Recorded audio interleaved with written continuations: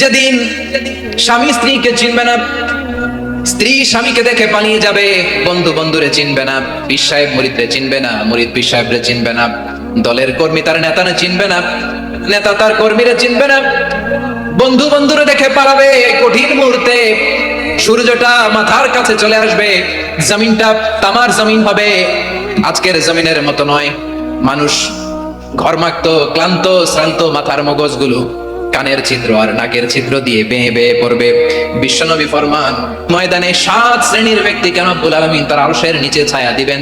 তার মধ্যে প্রথম শ্রেণীর ব্যক্তি হলো ইমামুন আদিল। ইমামুন আদিল, ন্যায়পরায়ণ শাসক,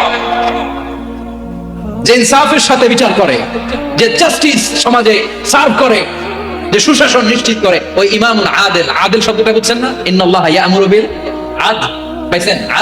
আদিল।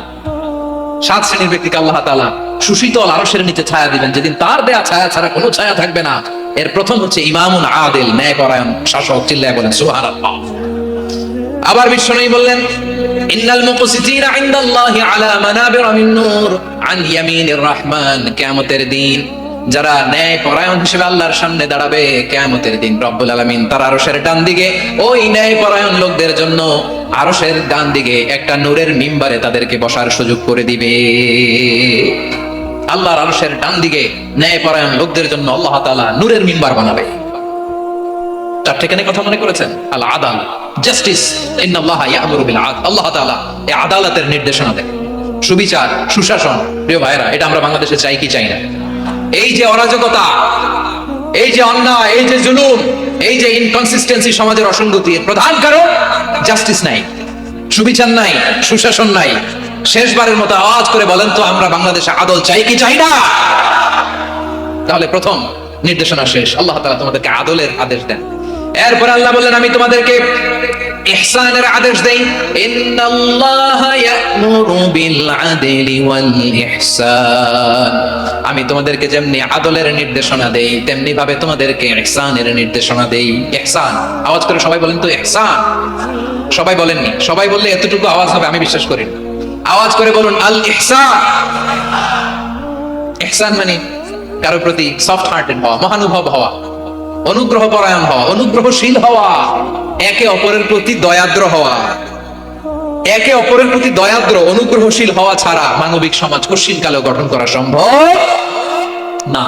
প্রিয় ভাইরা, সুন্দর আচরণ দিয়ে, ইহসান দিয়ে যা জয় করা যায়, নরম আচরণ দিয়ে যেটা অর্জন করা যায়, কঠোরতা দিয়ে সেটা পারা যায় না।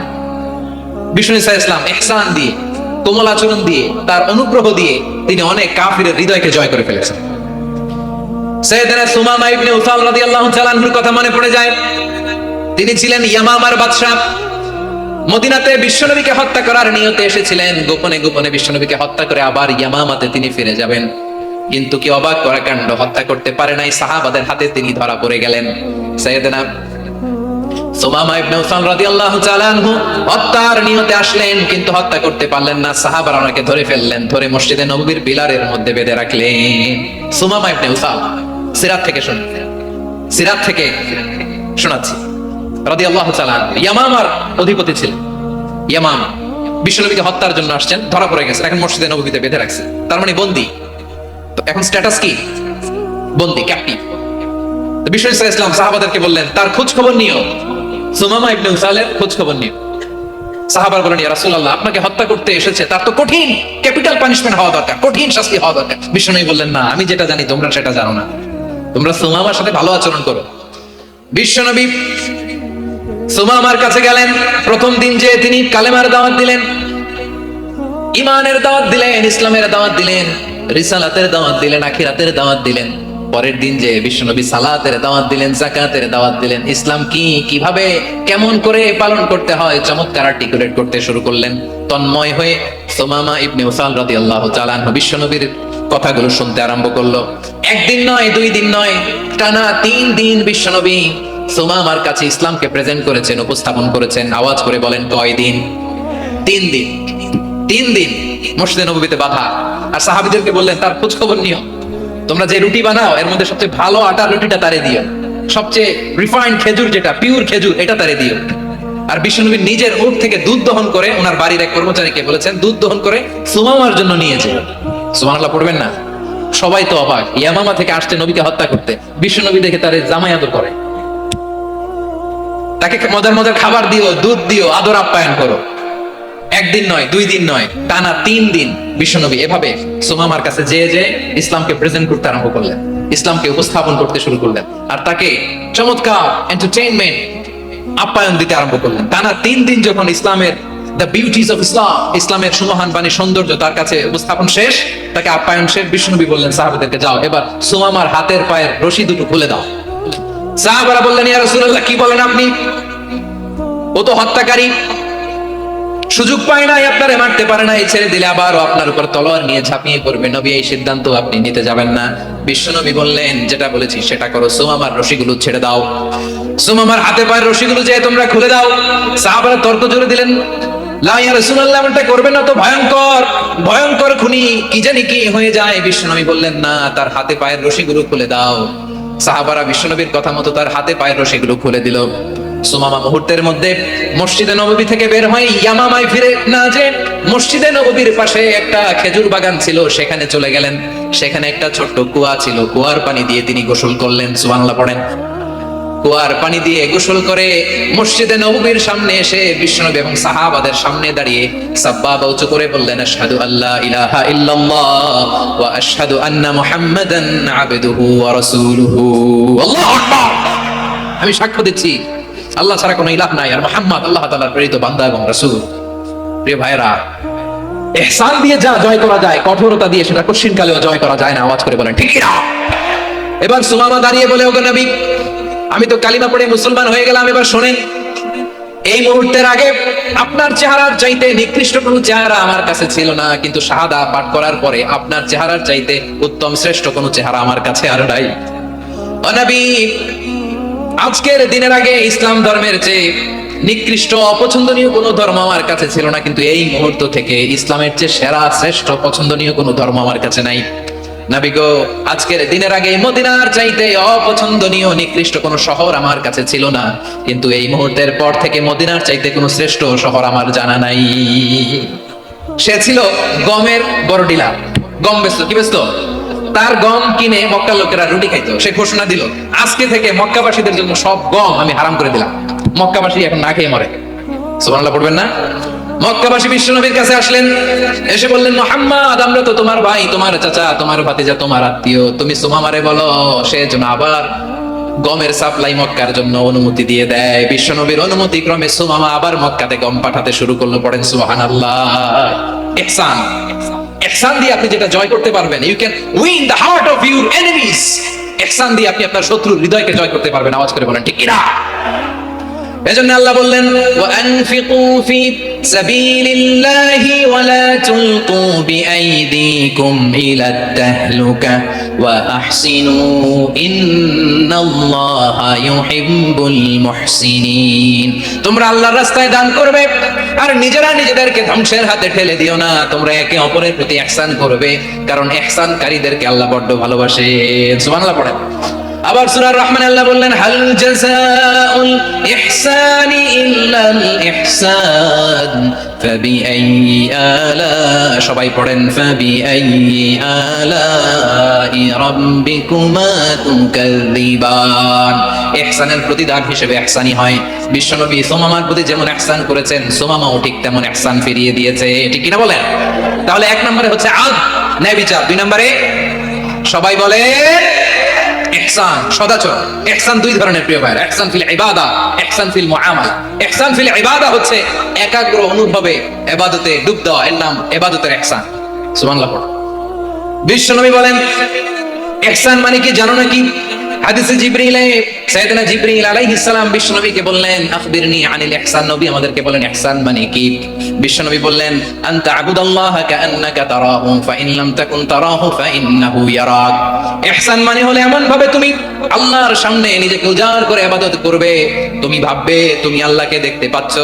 আর এটা যদি ভাবা তোমার জন্য কঠিন হয়ে যায়, অন্তত এতটুকু তুমি ভাববা যে আল্লাহ তোমাকে দেখতে পাচ্ছেন। ঠিক কিনা বলেন? আমার বীর চট্টলার ভাইরা, কেউ যেটা দেখে না সেটা দেখে কে? এই বিশ্বাস হৃদয়ের মধ্যে আছে? নামাজে যখন দাঁড়ান এই ফিলিংসটা আনা যাবে? হ্যাঁ, এশার সালাত তো এখনো হয় নাই না? আলোচনা শেষে এশার সালাত এখানে অনুষ্ঠিত হবে, তাই না? আচ্ছা বলুন তো, আমরা এশার সালাত পর্যন্ত বেঁচে থাকবো এই গ্যারান্টি আছে কার কার? হাত তুলে। কয়েকজন হাত তুলছে পেছনে, না বুঝে তুলে ফেলছে। এশা পর্যন্ত যে আমরা হায়াত পাবো কোনো গ্যারান্টি আছে? সবাই আওয়াজ করে বলেন, গ্যারান্টি আছে? গ্যারান্টি নাই। এজন্য বিষ্ণু ইসলাম বলেছে, এমন ভাবে নামাজে দাঁড়াও, ইবাদত করো, মনে করো হতে পারে এটাই আমার জীবনের শেষ নামাজ। Perform the salah as if this is the last and final prayer. এমন ভাবে সালাতে দাঁড়াও, ভাবো হতে পারে এটাই তোমার জীবনের শেষ নামাজ। এমন ভাবে নামাজে দাঁড়াও, ভাবো এটাই শেষ নামাজ। তাহলে নামাজে একাগ্রতা বাড়ায় দিবে কে? ফলে ইবাদতের ইহসান আমাদের অর্জিত হবে। আর মুআমালাতে ইহসান হলো, বিশ্বনবী বলেন, ইন্নাল্লাহা তাবারাকা ওয়া তাআলা কাতাবাল ইহসানা আলা কুল্লি শাই, ফাইদা কাতালতুম ফাআহসিনুল কিতলা ওয়া ইযা যাবাহতুম ফাআহসিনুয যাবহা ওয়া লিয়ুহিদ্দা আহাদুকুম শাফরাতাহু ওয়া লিয়ুরিহ যাবিহাতাহু। ইহসান দুই ধরনের, আওয়াজ করে বলতে হবে। কয় ধরনের? সবাই বলুন আওয়াজ করে, কয় ধরনের? একটা হচ্ছে ইহসান ফিল ইবাদা, ইবাদতে ইহসান। ইবাদতে ইহসান কি? একাগ্র অনুভব দিয়ে ইবাদত কর, মন প্রাণ দিয়ে ইবাদত কর। আর মুআমালাতে ইহসান কি? সব কাজে, দৈনন্দিন কাজে, কর্মে, সামাজিক অ্যাক্টিভিটিতে কোমলতা প্রদর্শন করা, অনুগ্রহের সাথে সবকিছু করা। আল্লাহ তাআলা ইন্নাল্লাহা তাবারাকা ওয়া তাআলা কাতাবাল ইহসানা আলা কুল্লি শাই, তিনি সবকিছুর ব্যাপারে ইহসানকে আবশ্যক করেছেন। সবকিছু, মুমিনের সব কাজে ইহসানের পরশ থাকবে। ওয়া ইযা কাতালতুম ফাআহসিনুল কিতলা, বিষ্ণু বলেন তুমি যখন কাউকে হত্যা করো ইহসানের সাথে করো। সুবহানাল্লাহ পড়বেন না? যখন হত্যা করো তখনও ইহসানের সাথে। আচ্ছা হত্যা করবো আবার ইহসান আসবে করতে, করে তো মেরেই ফেলবো। আল্লাহ, ও ভাই একজন খুন করেছে, খুনি, রাষ্ট্রীয় আইনে তার শাস্তি হয়েছে ডেথ পেনাল্টি, মৃত্যুদণ্ড। এখন মৃত্যুদণ্ড দেখে আপনি যেমনি মন চায় তেমনি মারবেন লোকটারে? ওর নাক কেটে ফেলতে পারবেন? ওর কান কাটতে পারবেন? ওর চোখ উপড়ে ফেলতে পারবেন আপনি? যেমন মন চায় তার অঙ্গহানি করা যাবে না। ইহসানের সাথে তাকে হত্যা করে। সুবহানাল্লাহ, this is Islam, this is the true essence of Islam. ওয়া ইযা যাবাহতুম ফাহসিনুয যাবহা, যখন জবাই করবে তখনও ইহসানের সাথে জবাই করবে। করবো জবাই, ওইখানেও নাকি ইহসান। আচ্ছা কুরবানির দিন আমরা পশুগুলোরে কি করি বলেন? সবাই আওয়াজ করে, জবাই। জবাই মানে তো এটা মেরেই ফেলতেছি, একটু পরে তো টুকরো টুকরো করে গোশতগুলো খাবো, এটা তো খাবো, এটা তো মেরেই ফেলবো। বিষ্ণু বলে না, জবাইয়ের মধ্যেও, মুমিনের জবাইয়ের ভেতরেও ইহসানের পরশ থাকা চাই। যখন জবাই করবে প্রাণীটাকে হাত পা ট্যাগ করে বেঁধে নাও, ছুরিটাকে শার্পেন করে নাও, ধারালো করে নাও, যাতে অল্প সময়ে জবাইটা হয়ে যায়, প্রাণীটা যাতে কম কষ্ট পায়। সুবহানাল্লাহ পড়ে। দিস ইজ কল্ড ইহসান। ইহসান আল্লাহ তাআলা যেমনি আদলের আদেশ করেছেন, ন্যায় বিচার, জাস্টিস এনশিওর করতে বলেছেন, সমাজে ইহসানের ব্যবহার, ইহসানের অনুশীলন তিনি করতে বলেছেন। এজন্য মুমিনের প্রতিটি কাজে, আমার চট্টগ্রামের ভাইরা আমার দিকে তাকান, খেয়াল করে শুনুন, মুমিন জীবনের প্রতিটি কাজে ইহসানের পরশ থাকা চাই। আমরা যেন আমাদের পরিবারের প্রতি ইহসান করি, আমরা যেন আমাদের কর্মচারীদের প্রতি ইহসান করি, আমরা যেন আমাদের কলিগদের প্রতি ইহসান করি, আমরা যেন আমাদের ভাইদের প্রতি ইহসান করি। মুমিন জীবনের প্রতি কাজে ইহসানের পরশ থাকার দরকার আছে না নাই? কথা বুঝতে পেরেছেন? তাহলে আল্লাহ তাআলার তিনটা আদেশ ছিল, কয়টা গেল? ভুলে গেছে, ভুলে গেছে চট্টগ্রাম। তিনটা আদেশের মধ্যে কয়টা বললাম? প্রথমে কি ছিল? আদল। দুই নম্বরে, তিন নম্বরে রব্বুল আলামিন বললেন ওয়া ইতাইদিল কুরবা, নিকট আত্মীয়দেরকে দান করো। নিকট আত্মীয়দেরকে দাও, যারা তোমাদের ব্লাড কানেকশনের আত্মীয় তাদেরকে তোমরা দাও। এখানে জেনারেলি বললেন দাও, কি দিব সেটা তিনি এখানে বলেন নাই, সেটা তিনি সূরাতুল ইসরার মধ্যে বলেছেন। আল্লাহ বলেন ওয়া আতিদাল কুরবা হাক্কা, নিকট আত্মীয়দেরকে তাদের অধিকার, তাদের প্রাপ্য তোমরা বুঝিয়ে দাও।